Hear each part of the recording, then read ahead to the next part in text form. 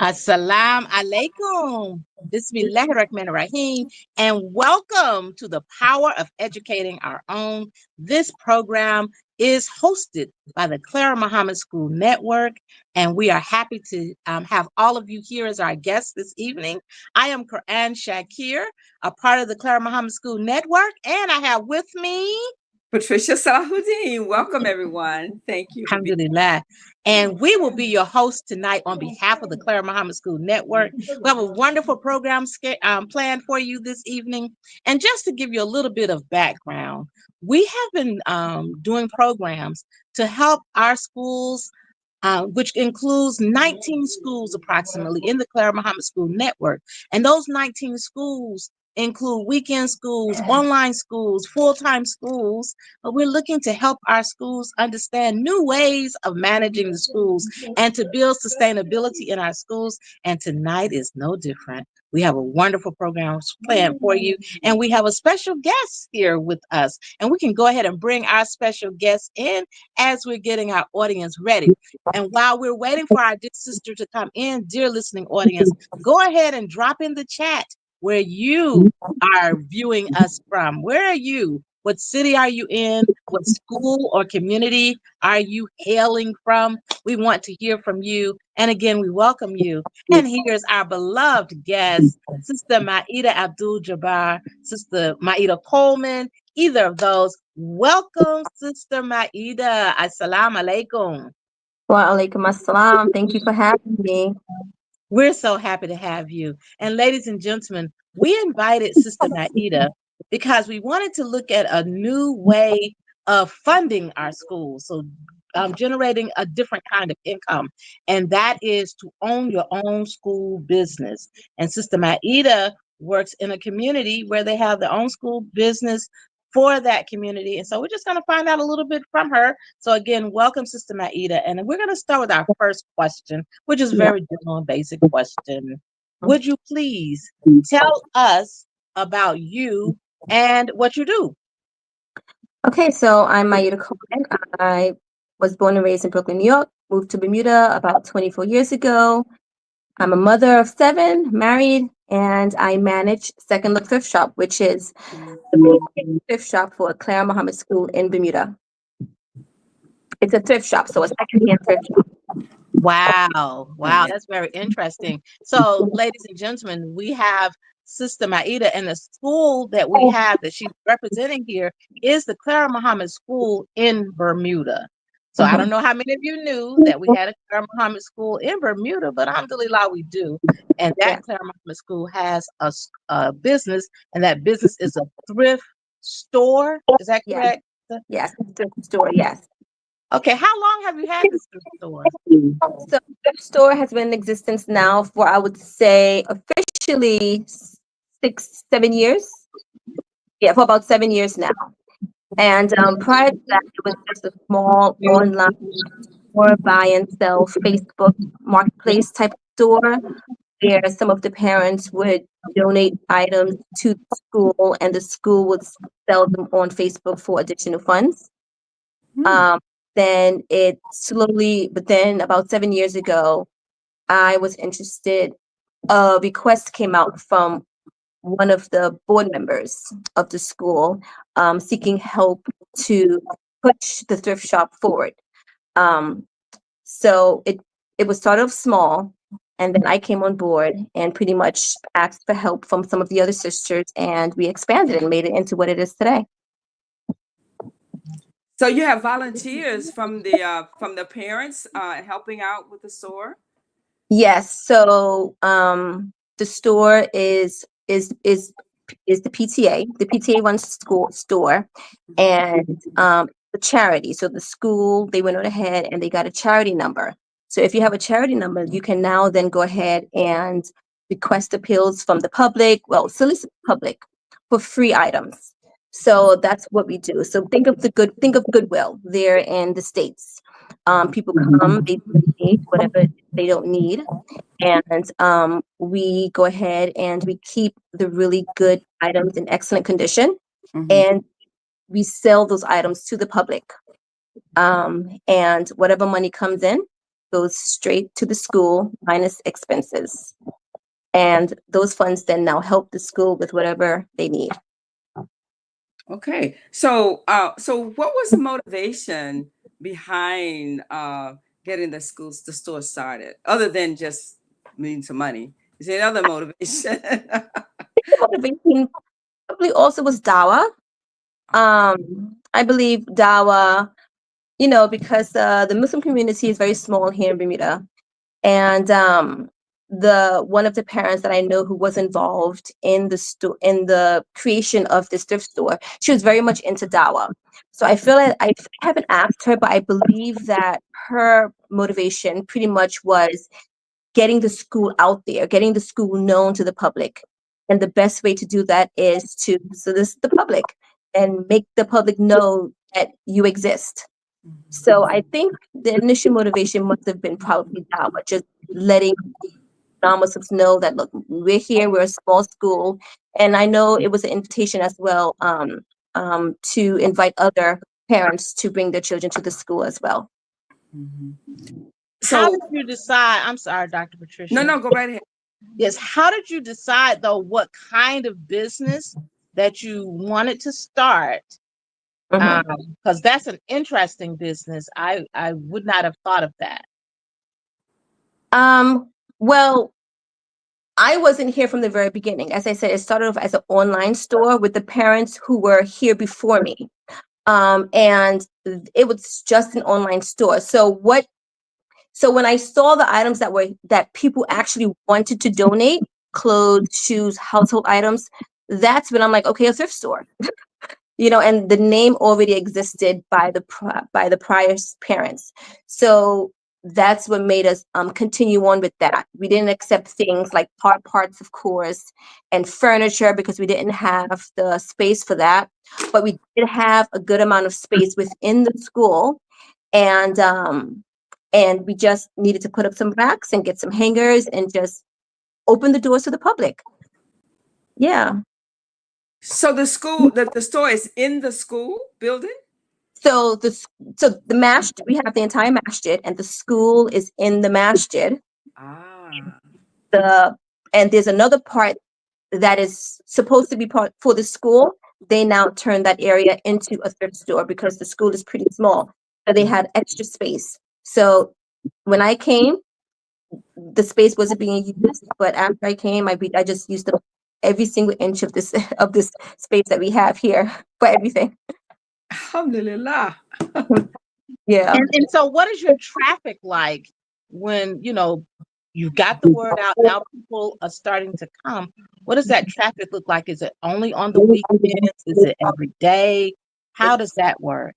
Yeah, so we're open every day except for Thursday and Fridays. Of course, we would like to close for Juma because it's in the masjid, so we need the parking space.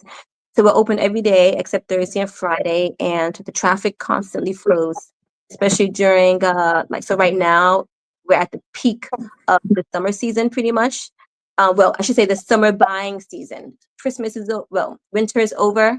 So now people are starting to buy all their summer clothes, trying to get that bikini body, you know what I mean? So they're coming here looking for all types of summer clothes. They've donated all their winter clothes, and now they're trying to get gym clothes to get fit. They're trying to get, so now the traffic right now is crazy. We were open today, and actually, when you called me, I was actually heading to work, 7:00. So the traffic is wild. It's Bermudians. They love to shop. They love to buy. So yeah, it's pretty successful. Alhamdulillah. So what are some of the challenges that you have to run the store? And how do you handle them? The challenges I particularly have to run the store is trying to decide as a Muslim what my limits are, what I would sell and what I won't sell. A good bit of the people that donate are non-Muslim. So some of the items that they donate, I have to decide whether if I sell this, whether it'll be pleasing to Allah or not. So that's one of my challenges. And the Quran is not going to talk about what you can sell in a thrift shop. So, so I now have to use the knowledge that I have and make the best decision that I can. without displeasing Allah. So that's one of the challenges I have. I mean, we have Bibles that come in, we have crosses that come in, we have some Christmas items that come in. So I just now have to decide and weigh, is this something that I should sell or I shouldn't sell? So those are the challenges that I have running as a Muslim, that I have running this particular thrift shop. And how Yeah. and so how do you handle those challenges? And that's some very interesting challenges. How do you handle that? I just have to trust my gut.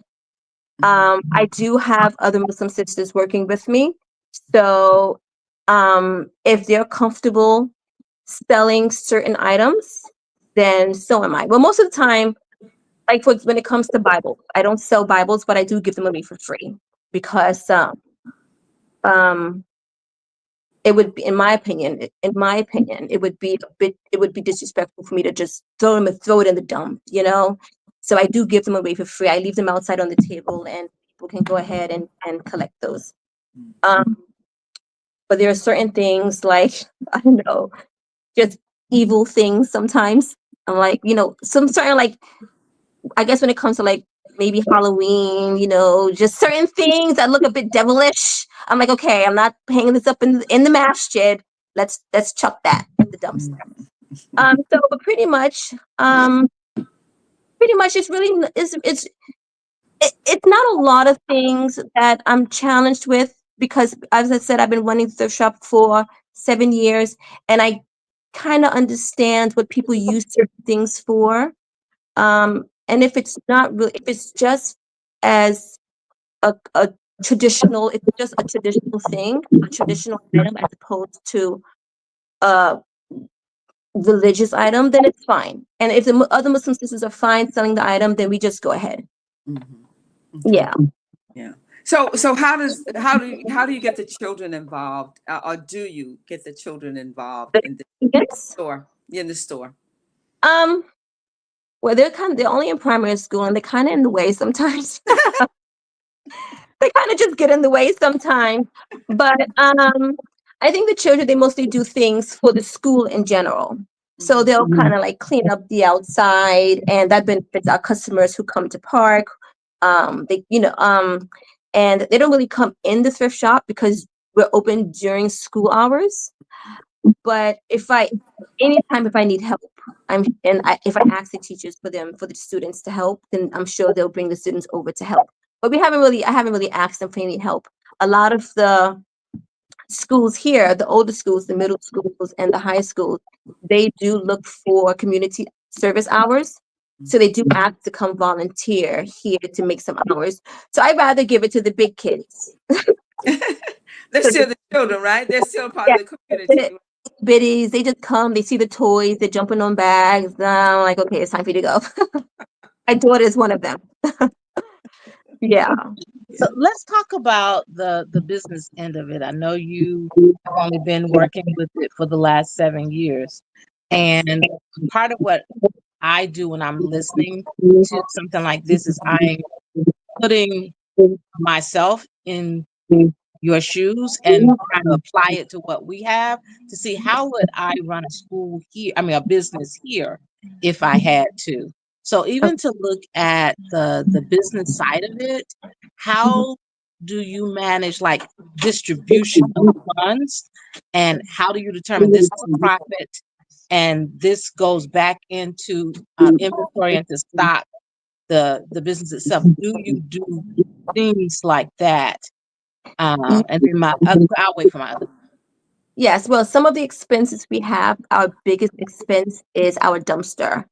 A lot of people who donate, they just throw everything in a bag, whether sometimes it's just completely garbage, and then sometimes it's really nice things, but they just throw everything in a bag because they want to make one drop stop.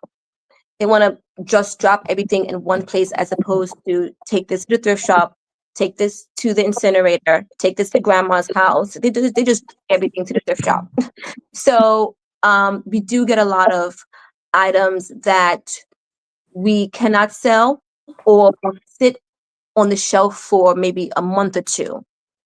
So what we do is, our biggest expense is our dumpster.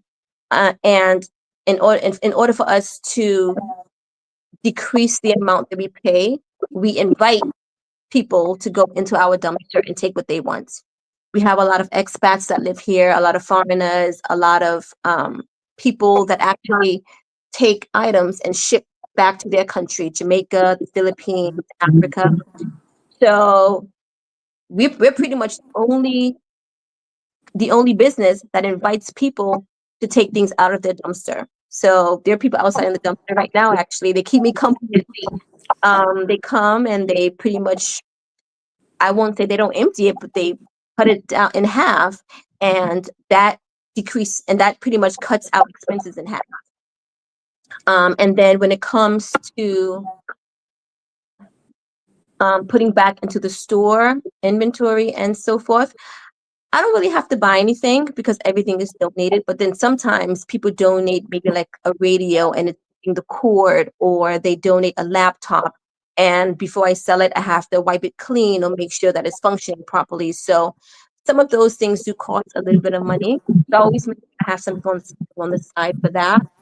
But other than that, other than those few things, all the money pretty much goes to the school committee, and they hold on to it. And if there's anything that I need, it's there for me to use. When it comes, if I have to build bags, or buy another fan, or so forth. Yeah. Okay, you almost answered my question when you told me that last part. Because my question then is about, does the income subsidize for scholarships or anything like that? But it sounds like you use it more for operations of the school. Is that what you're doing? Yes, I believe that the school, they use it mostly for operations of the school. If there's anything that the shop needs, I make sure to take that out prior, and then I go ahead and just pass the rest along to the school, and they go ahead and they figure out what to do with that. Yeah.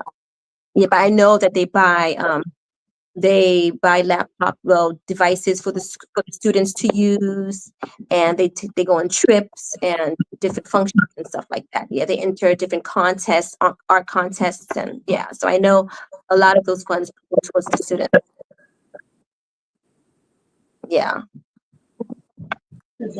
So would you say that if you did not have the thrift store, the school would be lacking in some areas? I see the kind of things that you're using the money for. Based on what I've heard the principals say over the years, I believe so. I believe so. I believe that the school really does subsidize, compensate for where the funds are lacking when it comes to the school. Yes, I believe so. Alhamdulillah. Yes. Well, I think it's a really great service, and I'm curious to know the reaction that the Muslim community gives you having this kind of business. Do you utilize them for volunteers? Um, are they some of your shoppers? Mhm. How does the Muslim community tie into the business? So, a lot of the Muslims would love to visit on a Friday, but on a Friday after Juma, I'm not working. I'm like, no, Friday is my day off. So, a good bit of them do come throughout the week. And if I need any more volunteers, so right now we have 5 people working for us. They're all Muslim except for one. She's from Poland, but I would say she's Muslim. She's very familiar with the religion, very respectful of the religion as well. Um, and what else? The Muslim community, they support the thrift shop as much as they can. We mostly do accommodate to non-Muslims because the majority of people that donate are non-Muslims. As I said, the Muslim community is very small, so it wouldn't be sustainable if they donated. It wouldn't be as they wouldn't. I mean, they're not giving their clothes away as often as the non-Muslims are. And as I said, a lot of the Muslims are also expats. They don't live here. So they're not really buying clothes. They're coming, they're staying for a year or 6 months, and then they're going back home. So they're not buying and donating as much. Mhm. So the small Muslim community that we have, they support as much as they can. They ask me volunteers if I'm traveling, if I'm Bermuda for 2 weeks. There's always someone here to cover, a Muslim here to cover, a couple of Muslims to cover. So yes. That is so fantastic. You Yeah. actually have a volunteer crew or force of people who actually who support the store. Yeah. That needs to be, I know in Miami, if we had a store, we will be suffering for volunteers. And I see that you seem to have a really good group of people who are willing to volunteer on a regular basis. That's a fantastic a blessing to have. Uh, Oh, so, they so yes, I'm sorry. Go ahead. no, go right ahead. Go right ahead. But I was going to say, we do have volunteers, but if a volunteer needs a couple of shoes, she can have those shoes with, no charge. So they are compensated in some sort of kind of way, whether it's clothes, an appliance here, some shoes there, a book bag, because so much comes in a day. I mean, we have the biggest shipping container for donations, and within 2 days, that entire shipping container is full of donations. Wow. The entire shipping container is full of donations within 2 days. So there's a lot, and I give away a lot for free as well. Oh, okay. So I would say about only about 25% of the stuff that comes in, we actually keep. So let give us a image of Mhm. you saying a shipping container. So on the grounds of the masjid, there's a shipping container that Yeah. they bring. Okay. So initially we were having people donate directly on the porch of the masjid, which is upstairs. So the masjid is on 2 levels. Mm-hmm. So upstairs, which is also, you can drive up, and that's the porch, or you can drive down to the lower parking lot. The lower parking lot is the biggest parking lot. So when people were donating upstairs, it didn't look, it wasn't a good look for the masjid. It looked a little busy. And then there's another business upstairs as well. So we decided that we would have a shipping container, cut out a door, some windows, and make it look like a donation drop-off spot. So now people can drive right into the lower parking lot, open the door, and put their donations right in. And we don't lock the door. It's open from 7 a.m. to 7 p.m. Alhamdulillah, Bermuda is a pretty much safe place. One of the safest places on earth. You don't have to worry about people going in. I mean, we do have the occasional vagrant that goes in and takes some things, but I mean, it's gonna take a couple sneakers, a couple clothes. We didn't have to pay for it, so it's okay. Um, but yeah, it's the largest shipping container that you can think of, that one, and we get about, if you can think of big black trash bags, the very heavy duty trash bags, we get about 150 of those a day for donations. About 50 bags of donations a day, and we go through it like that. That is amazing. And so you have the volunteers go through and put things in the store and put things in the dumpster, and Yeah. so you volunteers to do that. Day. So that's what I was doing right before I came online. I try to wait until most people donate after 5:30, after they knock off from work. They keep the donation in the car. So that's why we try to stay open until 7, give people time to knock off and come donate. So I come here like around 6. And I go through as much as I can. I'm used to it now, so I know exactly. I can open the bag. I can see this bag is okay. This bag is trashed, and just and then I stay until 7. I keep going. Sometimes I keep going. Depending on the time of the day, I'll just keep going. So I take care of my family during the day, and I can come at night and work if I have to. And then during the day, the other volunteers are actually working in the shop where they're selling items. Okay. Yeah. Yeah. So okay, now everything is kind of different, and people not handling money, and Yeah. so how the transactions how has that changed over the years? Where you have to you get the money, check, you do this, you do that. Now it's like Cash App and So Zelle we or whatever. I don't know what you guys have in Bermuda, but that's so in fine. Bermuda, we don't have anything. In Bermuda, they're very tight when it comes to the economy. They don't allow foreign apps to come and well, they don't really allow money to leave Bermuda so easily. So PayPal, Cash App, and I heard you could transfer money through Snapchat. We don't have any of those available. Oh, So we only accept cash at the moment, but we will be getting a card machine sometime this week. After 7 years, we'll be getting a card machine. Um, but there's no transfers. It's all cash. You come in and you pay cash and you go. oh wow. It's Yeah. interesting. Yeah. Makes it easier. Yeah, I can imagine. I can imagine. So, and going back to the community, Mhm. um, you mentioned at the very beginning that the one of the motivations was Dawa. How effective or how has this still influenced that in your opinion? Well, right now we have a box of Qur'ans there on our shelf. So a lot of people that come in, they are curious. Well, they don't call the name of this shop is Second Look Thrift Shop. They call it the Muslim shop. That's what they call it, the Muslim shop. So just them seeing us, just us being here and representing our religion, it opens up the door for them. They become curious. So plenty of times people have come in and they asked us questions about Islam. They've asked for Qurans. Of course, now with the whole Palestinian, Israel conflict, that now has opened up their minds a little bit. So they do come and they ask questions. Um, there was a time we had the mash well, the some of the sisters, they had an open house downstairs. So the musalla is directly downstairs. And they had it on a Saturday when we were open. So a lot of the people from the thrift shop were invited straight downstairs to the open house.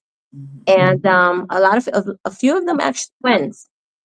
Now, how many of them accepted Islam because of the thrift shop? I have no idea. I don't know what's in their heart. But all we can do is do our best and represent this religion as best as we can. Mhm. And that's what the Muslim sisters here do. And so do I. We try our best. These are some great, great stories, and I'm getting great ideas that I think our schools can benefit from. So I just want to remind our listening audience to drop us a note. Let us know where you're from. Are you benefiting from this program? Are there questions that you may have? You can go ahead and drop that in the chat, and we'll check it in just a moment just to see your interest. Sister Maida, I'm curious to know because I hear you when you say that there's a dawa aspect to Mhm, what you're doing, and then there's a school benefit to mhm, what you're doing. Can you give us a story of how the funds from the business were a great visible impact to the school? mhm. To the school. Um, so the funds from the store, the impact it's had on the school or the outer community, or both. To the school, to the school. Well, to my knowledge, the school has purchased tablets for the children. Tablets because that's what they're on nowadays. The school has had they've had different events within the school. Like for example, my daughter, she just what is it? Oh, the ending of the school. A lot of the funds are used to take the children to outings, have their beach days. I think it's a whole week of nothing but outings. The parents don't do anything. So I believe the funds help sponsor that.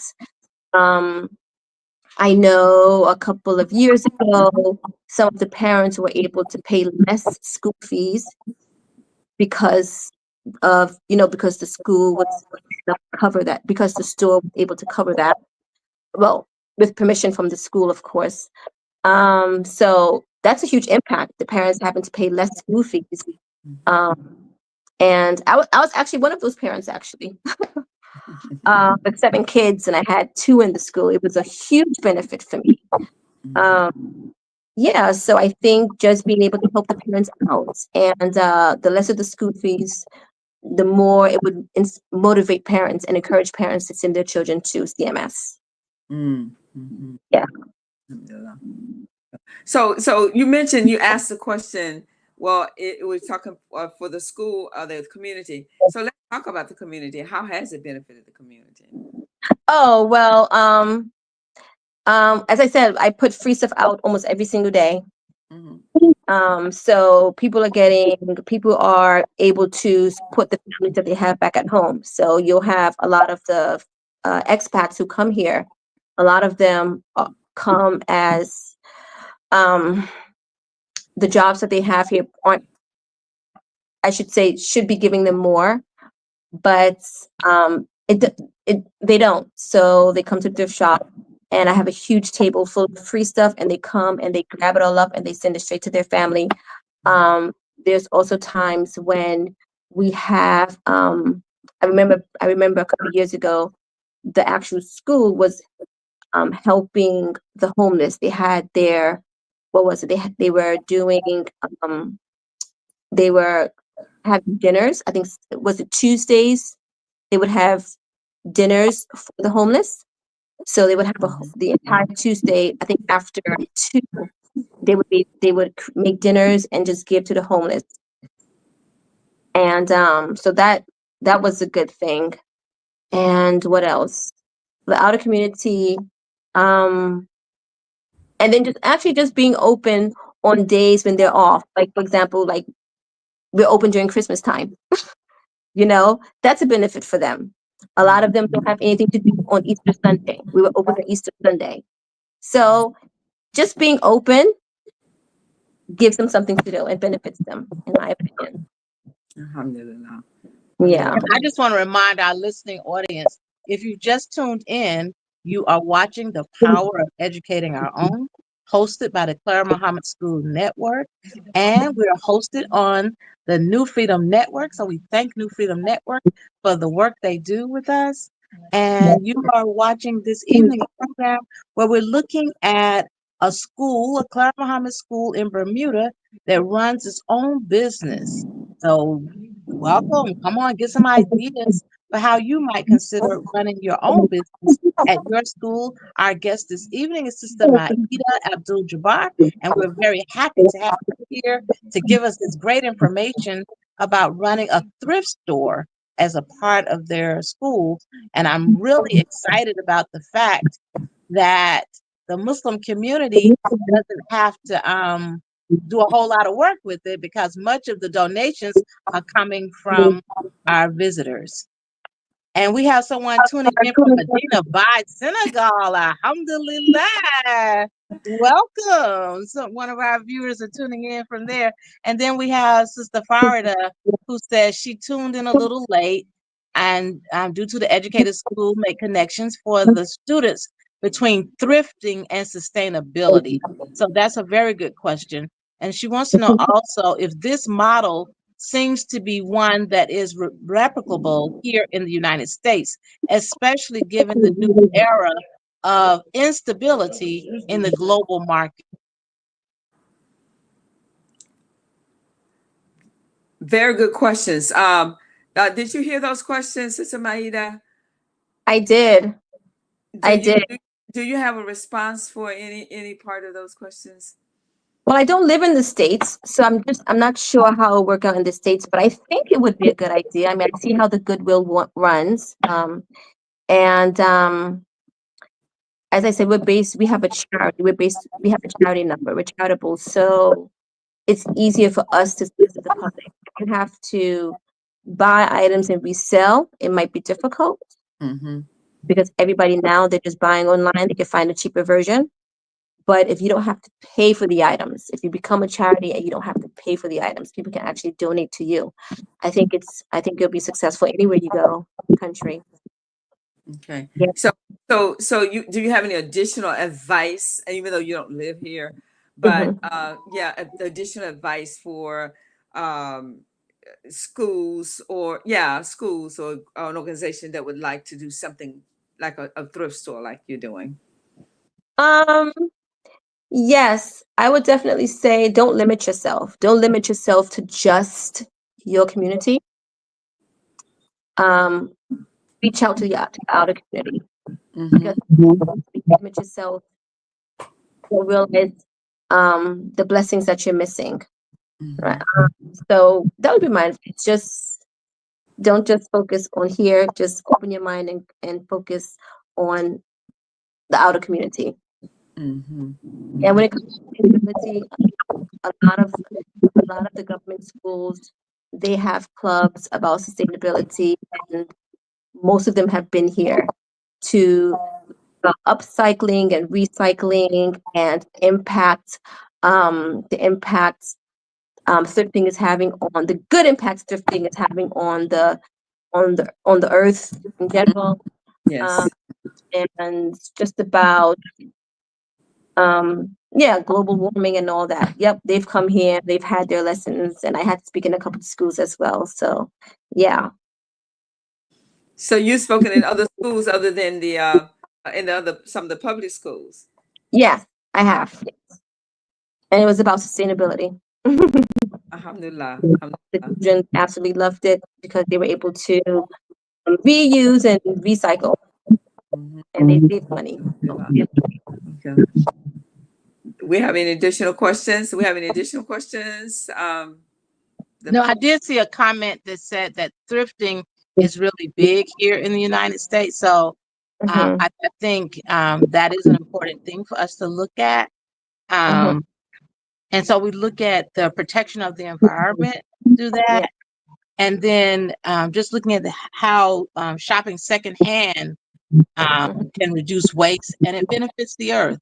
So all of mhm, that helps us to be good stewards as well. So I love that whole idea. But I would also want to think about like thrifting may not be what someone else is looking at for their school. So to look at what do we consider as a business, a good business for our school?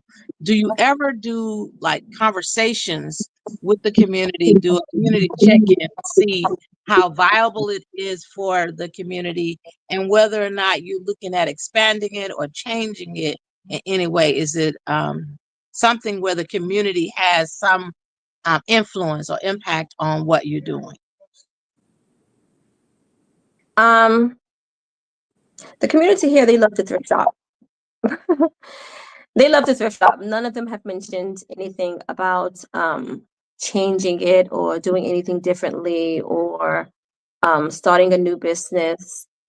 Because it's still pretty young. It's still pretty young. We're still learning how to do better and we're still growing. So I think the community here, they just want to see growth as opposed to change. They just want to see growth. I'm sure other business ideas have come up within the school and parents, and they have they have thought about other ways to raise funds. They've had race days, they've had small bake sales, but when it comes to an actual business, because this one is so young, I believe that how they're just focusing on expanding it and making it better, and before they look into something else. Yeah, Beautiful, beautiful. yeah. What advice then would you have to give to someone who wants to live more sustainably, but they don't know where to start? They don't know where to start. Um, Try not to spend your money. If you don't spend your money, you will find a way to live sustainably. Um, Mm, hold hold that bank account tight. Don't spend any money. You will find ways to save. Um, you will look for other ways. You will wear that shirt. You will end up wearing every scarf you have in your closet. A lot of women, a lot of us Muslim women have tons and tons of scarves. and we buy more. And we buy Have to buy more. more because we're ready to give that money. If you hold that money tight, you'll end up using every scarf you have in your closet. So the first step would be don't spend, and everything else will fall in place when it comes to sustainability. And one of the other things too, we could help the thrift store out too by when we get ready before we go and buy something else, we take things out of the closet, give it to the thrift store, and then before you bring something else in.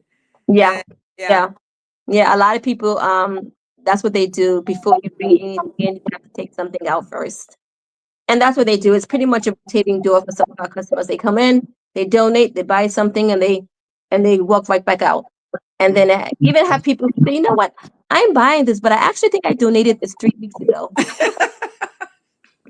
So they rebuy the same things that they donated. And they realize, because they realize it looks pretty hanging up inside of the shop as opposed to their closet. Right, So they end up rebuying some of the things that they donated. right, right. I Alhamdulillah. like the idea that you use some of the older students in the business. And Sister Farida had a question also in the chat along these lines. In using them, how much of what they do with the business is a learning opportunity for them, and then what are the different ways? Like I heard you say community service. They can get that in working with the business, but they also learning great business sense. So what ways do you actually involve the older students, and so that someone who's thinking of doing this can think, okay, I can use my middle school students in this way, use the high school students in this way, and see a real return on what the students do and learn. So when the students come here, a lot of them come here to, of course, to shop, but a lot of them we put them to work. We put them to work when it comes to organizing. We put them to work. Help them understand what is in excellent condition and what should be thrown away. We also teach them how to save money. Do you really need this? Do you need to buy this? We help them appreciate their parents even more. Honestly, some of them, um, some of them, when they come here, they realize a lot of them don't shop for themselves. Their parents shop for them. So when they come here and they actually see these items on the shelf and they could buy it on their own and they see how cheap it is, they actually appreciate that their parents are actually giving them that money where they can afford something that they really, really want. And we're talking about young children. So it's a huge deal for them. And I'm just looking by what I hear them say when we walk in here. When the school right across the street, she brought her middle schoolers here. And before she brought them here, she told them to ask their parents for just $20. Just $20. Um, and and she brought them here. She wanted to teach them, she wanted to show them how far $20 can go in a thrift shop as opposed to how far $20 can go on Amazon. So Mhm. so they're used to buying on Amazon these $100 bags, and they could just buy one. They just had to buy one bag. But when they come here for $20, they can get that same bag in excellent condition. It looks brand new, plus the pair of sneakers, plus the dress that they've always wanted, plus a little smartwatch. So it teaches them. Um, hmm, how can I put this? It teaches them about money. It teaches Yeah. them about spending. Mhm. So, and then that grows into something more when they get into high school, saving up for college, spending your money on the things you actually need, save. So, yeah. I love it. Beautiful. Alhamdulillah. I'm curious to know, because this is very interesting to me. Have you faced any? I know you don't have a lot of overhead, except for your bin that you say you have. But have you faced any financial challenges that you didn't expect, and how did you overcome them if you did? Um, there was a financial challenge brewing. Um, so, okay, so as a Muslim, we have to show, being a thrift shop that mostly accommodates to non-Muslims, we have to show tolerance of the things. We have to show tolerance. So I have to be careful with some of the things that I throw away, because a lot of it can go on social media. And then if it goes on social media, that would be, if it's something negative and it's on social media, that would affect how people donate. That would affect how people come to buy. So the challenge that I had, which was certain things in the shop, I started throwing them away. There were certain things that I didn't think I should have been selling. So I started throwing them in the dumpster. But these were items that non-Muslims really valued. They really valued these items. So to see them in the dumpster, to them, it felt like disrespect because they're saying, look, I donated these items to you and I'm coming here. I'm donating these items to you so you can now sell it to someone just like them who needs it. So for them to come back to the shop and see it in the dumpster, it was a little disrespectful. So as I said, I catered mostly to the non-Muslim. So she took a picture and she posted it online, and that affected our money because people started saying, well, we're not going to donate if you're going to just throw valued items away. And then of course, if they don't donate, we have nothing to sell in the shop. And then of course, people didn't want to come to buy. So that also affected our finances. So it's just, you just have to balance, you just have to find that balance. Otherwise, eventually these little intolerance will affect the money that you bring in. Yeah. So that was just one of the biggest challenges, knowing what will affect the finances in the future, whether it's 2 weeks or months from now, just thinking ahead. Yeah. Yeah, that was a very sensitive issue. Yeah. So how did you reconcile that? How did you get yourself back? How did you solve that? Well, what I did was um I started to learn my customers. I started to learn my customers. So I started to, so instead of me thinking as a Muslim about this particular item, okay, I'm going to give you an example, like bathing suits, right? Bathing suits, as I said, we cater to the non-Muslim. So for them, bathing suits is what they wear to the beach, right?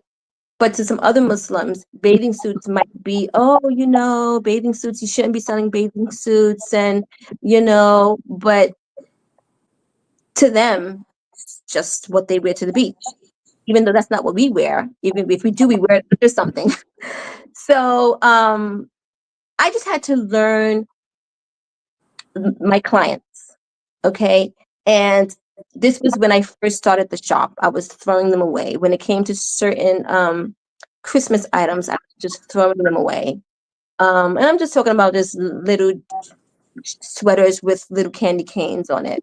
So I did have a non-Muslim working here. This is a couple years ago, another one. And she pretty much explained to me, like, look, Maida, this sweater with the candy cane, it's not religious symbolism. It's just part of the tradition and the culture of Christmas. It's not anything that's evil or, so I just had to learn how they thought instead of me trying to judge. So it is a very sensitive topic. So once I learned my customers and learned how they see certain items, I understood how this actually isn't against my religion and I can go ahead and sell it. So learning them instead of me judging based on the little knowledge I have, but allowing them to teach me, that helped me understand, like, okay, this item is okay, this item is okay. So I apologize to this particular one who donated it, and I just did better. I did, yeah, tolerance instead of intolerance. Yeah, alhamdulillah. And balance. Yes, Alhamdulillah. Alhamdulillah. And she's still a customer, and she's still a the people we have here, they're loyal. I see the same faces almost every single day. If it's not in the shop, it's in the container or it's in town. Yep. Everyone here, alhamdulillah, they're very loyal customers. So the thrift store has actually become a unified uh, entity that kind of brings the two communities together, the different groups together. Yes, people come here and I have this is the table where I sell, and I have a chair right there. People come and they'll just sit. They'll just come and they'll just sit for 2 hours. If we had a couch back there, they would come and they'll just sit the entire time and just talk. We ended up having to move the couch. Home. People wouldn't go home. It would be after 2 o'clock, and I'm like, so we ended up having to move the couch from back there. We put it over here. But they would come for not just retail therapy, but just for therapy in general. They just like the atmosphere. So drinking, there's nice soft music. There's no craziness happening. The conversation is very comfortable. So they just come here to hang out. Yeah. Wow. Hanging out in a thrift store. How about that? I Yeah, mean, yes. so it's even safer because it's in the masjid. So Ah, yes. Alhamdulillah. Alhamdulillah. Sister Maida, thank you for sharing your story with us and giving us inspiration for those schools that may want to consider starting a business as a way to generate supplement income for the school. Before we go, Dr. Patricia, did you have any more questions for her? And Sister Maida, do you have closing comments that you want to share with our audience about having your own business for your school? Well, I would just say before she started, I would just like to say thank you so much for sharing. And I've learned so much about thrift shop and not only the thrifts selling and that benefit of the school, but that human side of it as well. You know, that personal side of that interaction with the public and with the people and the community, and how unifying such a business can be for the community. And I think it has a lot to do with who's running the shop. So, Sister Maida, may Allah continue to bless you, because you have that sensitive touch and you care about the people, and you care about what you care about Islam, and you care about the people. So, alhamdulillah, may Allah continue to bless you. And thank you. Thank you. I mean, thank you so much. For my closing comments, I just want to say, I first want to say thank you for having me. I appreciate it. I feel very honored to be on this Zoom call.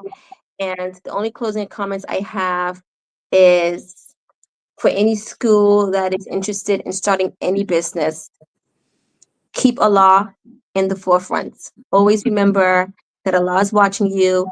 If you do right by Allah, everything will be perfect. Everything will work out. And of course, you have to have a business sense. Business sense. But yeah, just keep Allah in the forefront and everything will work out well.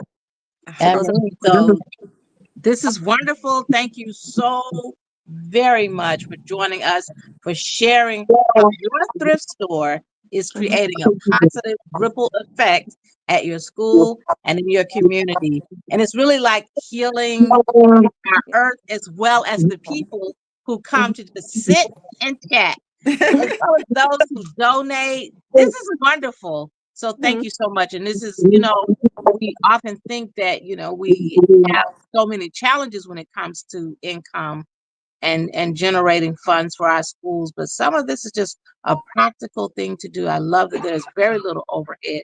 So thank you so very much. And for you, our listening audience, we remember that the power of educating our own is on every Sunday, 7 to 8 p.m. And we have some wonderful guests. Next week, we're going to get to that subject that we promised you about accreditation. And we will have representatives from the accrediting agency, CISNA, here with us. So mark your calendar, share it with your friends. Again, thank you for joining us on the power of educating our own. May Allah subhanahu wa ta'ala bless you and your schools and your community. Thank you again, Sister Maida. Thank you, Dr. Patricia. Always a joy to have you. And we miss Marsha. We look forward to having her here next week. Until next time, Assalamu alaikum. Assalamu alaikum. Sister Clara Mohammed, a Black Muslim woman from Macon, Georgia, was an extraordinary leader and pioneer. Her contributions, especially in the development of Islamic education in America, paved the way for thousands of Muslim families to take ownership of their children's future, starting at a time when homeschooling was illegal in the United States.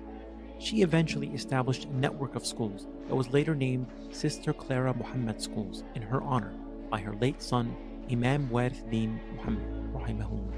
Sister Clara Mohammed helped to establish the important role women had in early Muslim American history.